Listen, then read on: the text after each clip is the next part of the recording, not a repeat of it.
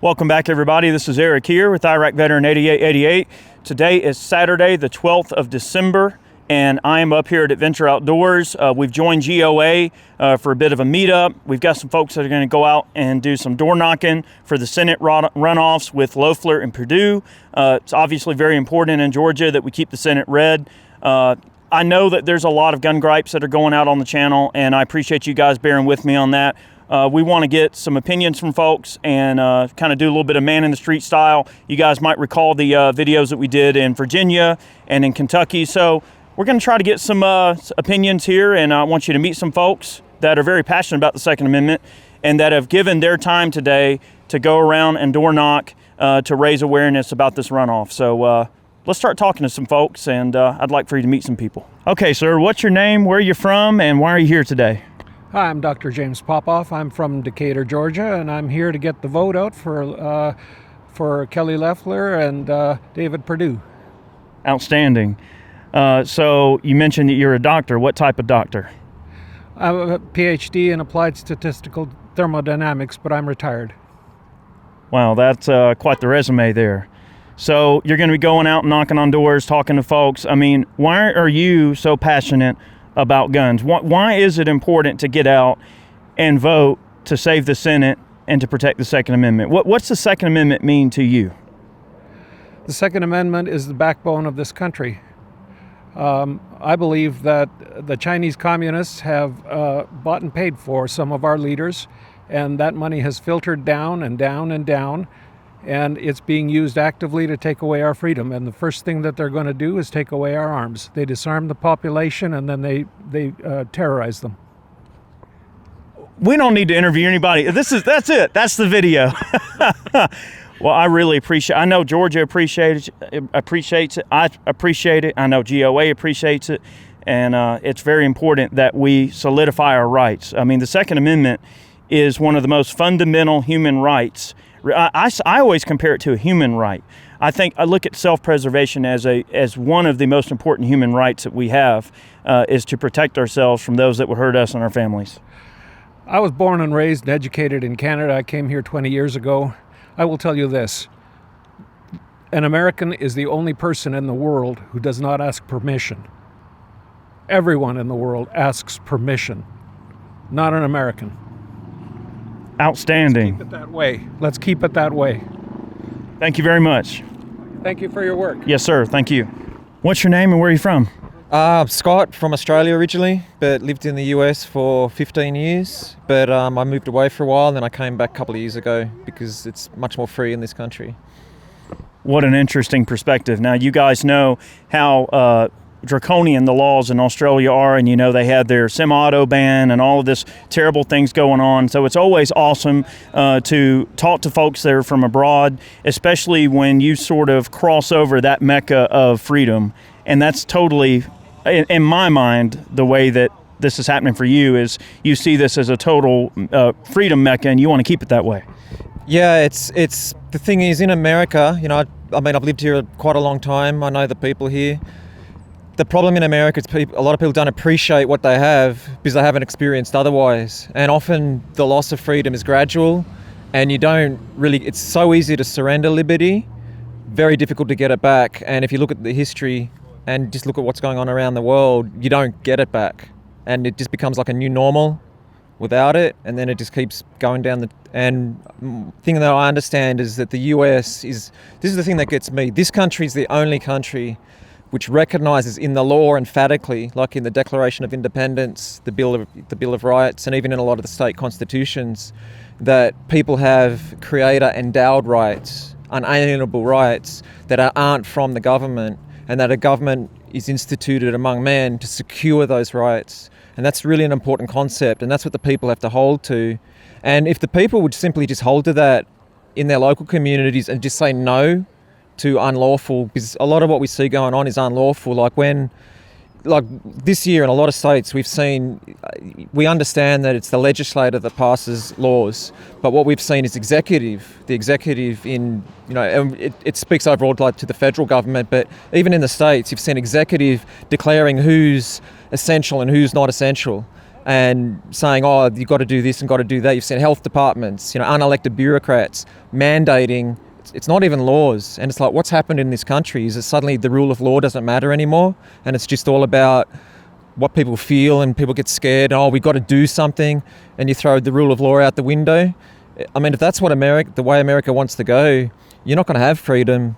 And, people got to get active. It's not enough to get on Facebook and just write in the comments and complain, or just go home and just with your friends and go, oh, isn't this terrible?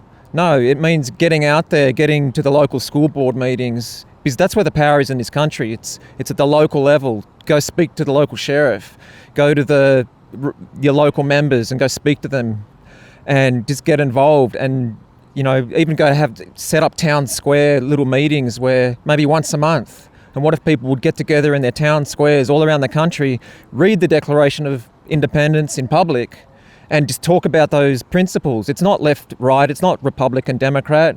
It's about the American foundational principles. Really, that's where it's at. Well, the honor is all mine, Scott. And I tell you, I feel like the Second Amendment is in good hands with people like you to protect it. And that's coming from, I've lived in Georgia my whole life, and it is crazy, this runoff and how torn up it's got people right now. And these 2 Senate seats hang in the balance, and they're super important. And I know I keep bringing up the Senate seats, but what you're doing is very important work, and it means a lot to me and my family. It means a lot to your fellow Americans here, and it means a lot to people who want to use a firearm for self-preservation.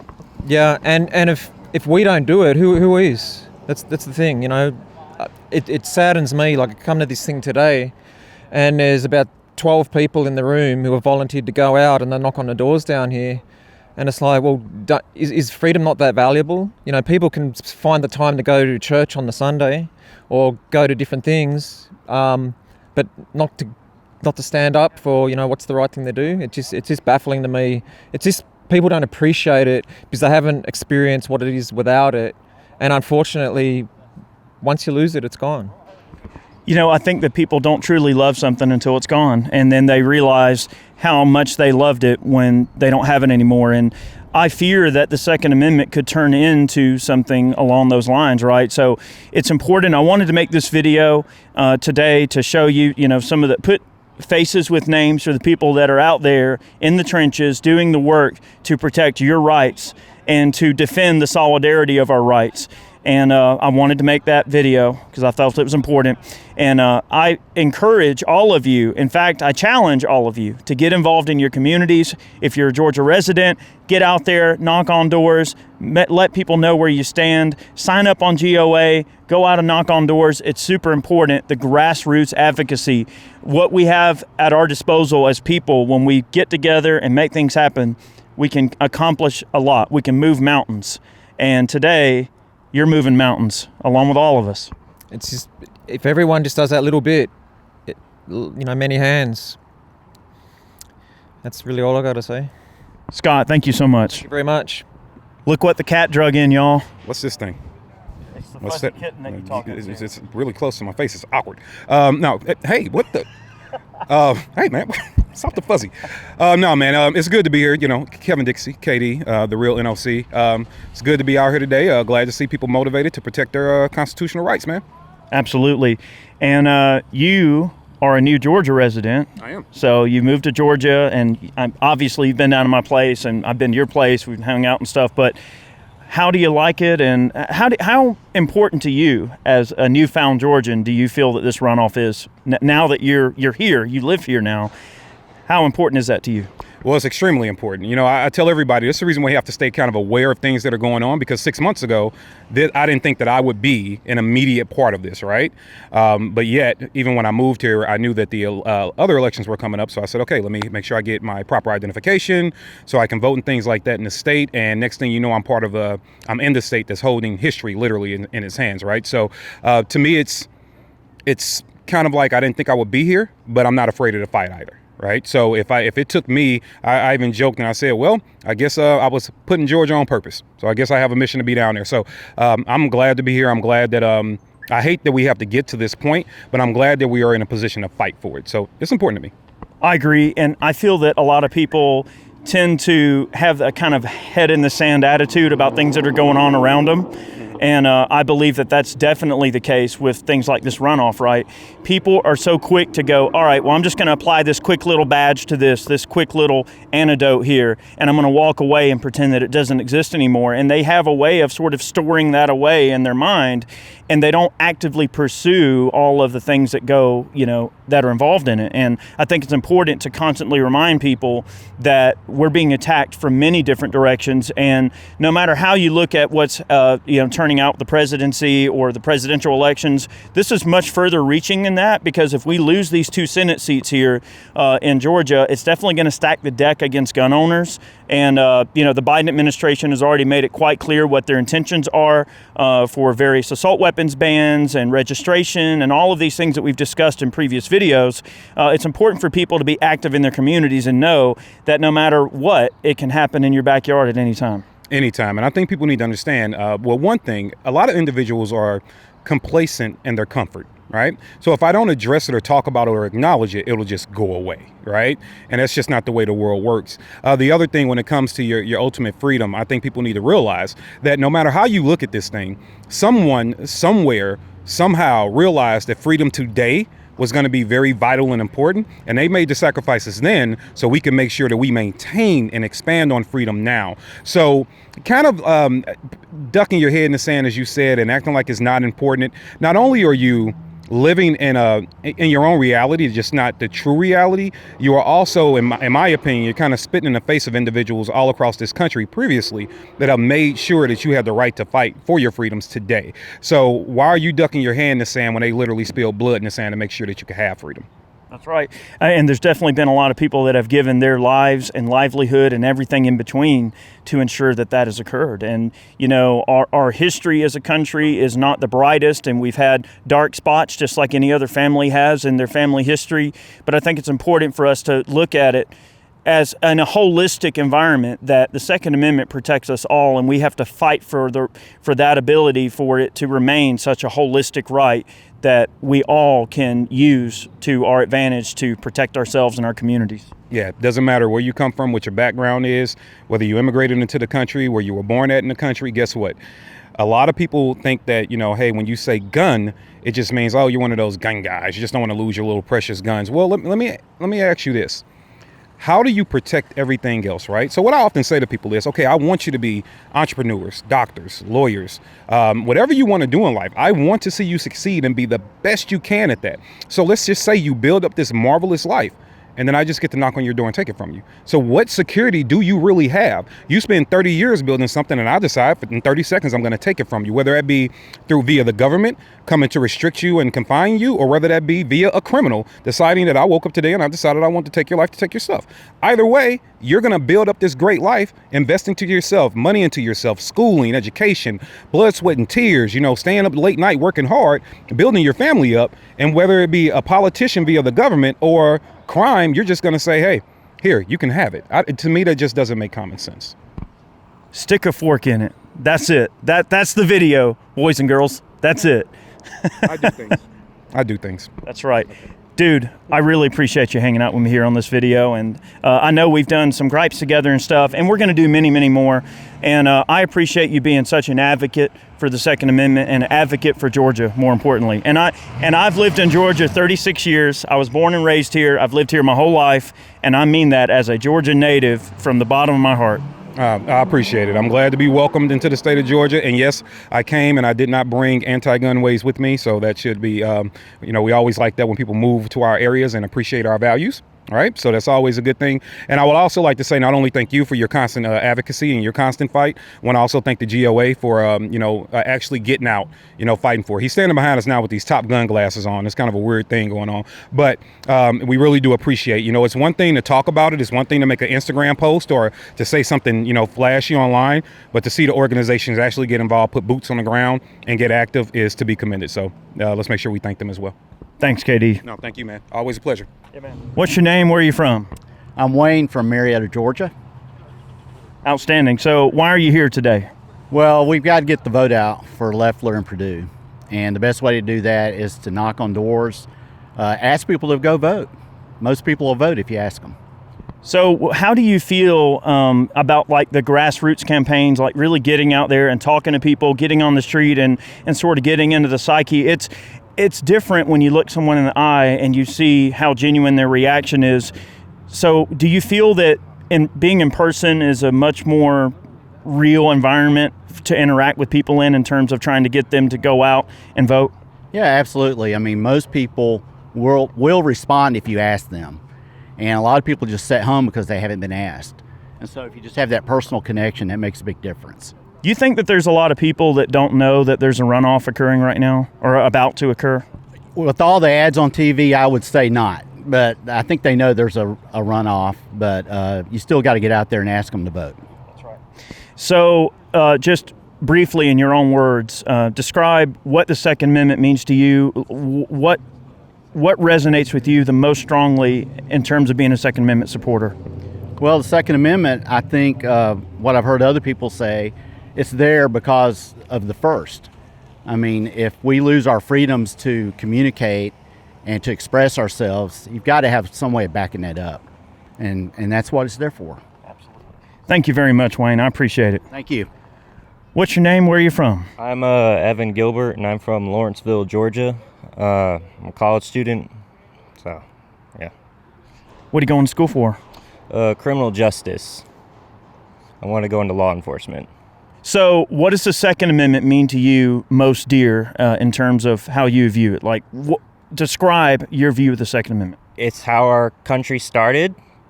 We started the revolution when they came to take powder from Lexington and Concord, because if we have that, we can't fight back.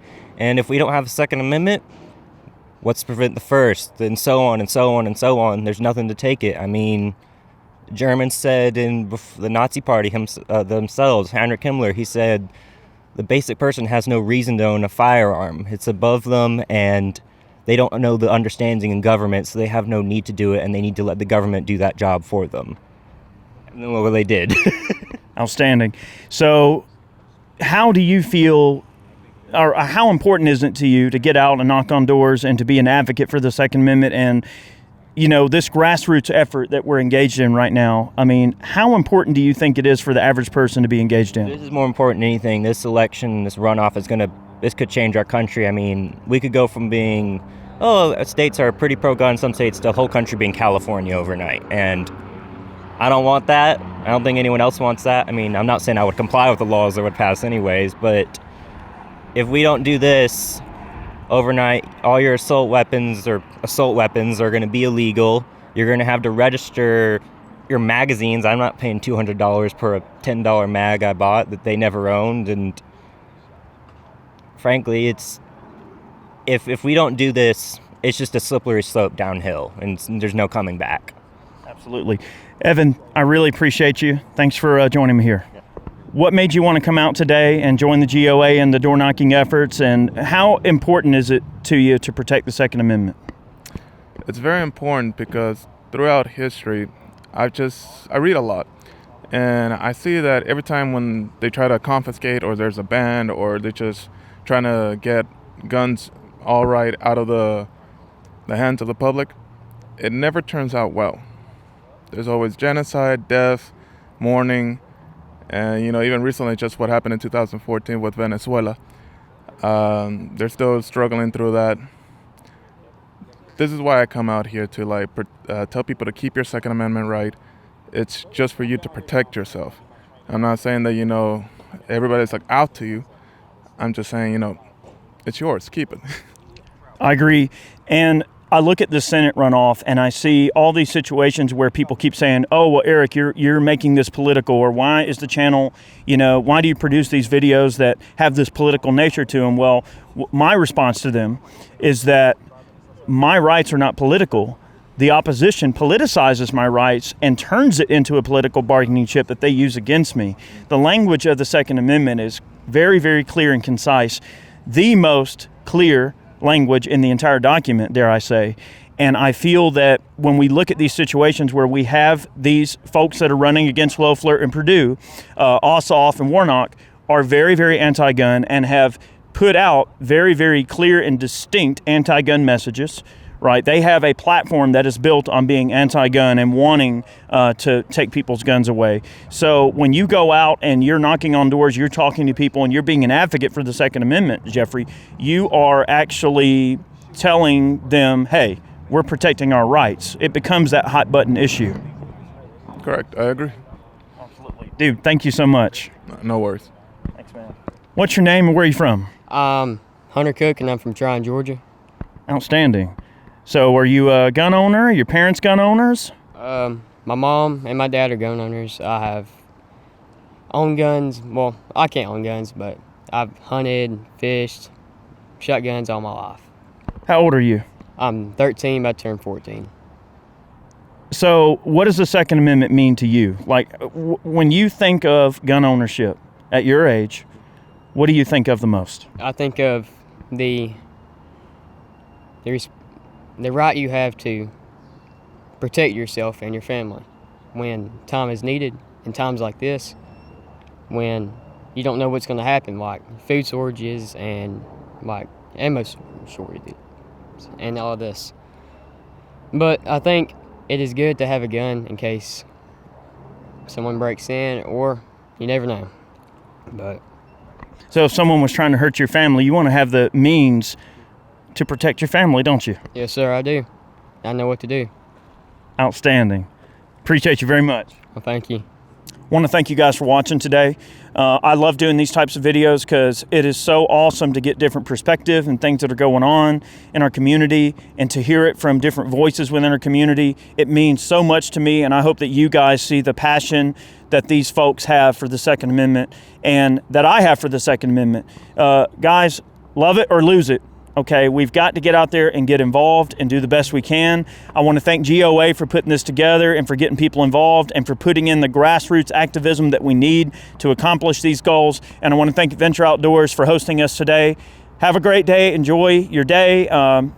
Guys, it's going to be all right. I know sometimes you just have to hear that, but we've got to get involved. It will be okay, and life is going to go on, and we're going to go forward in freedom. I truly believe that. Have a good day. See you next time.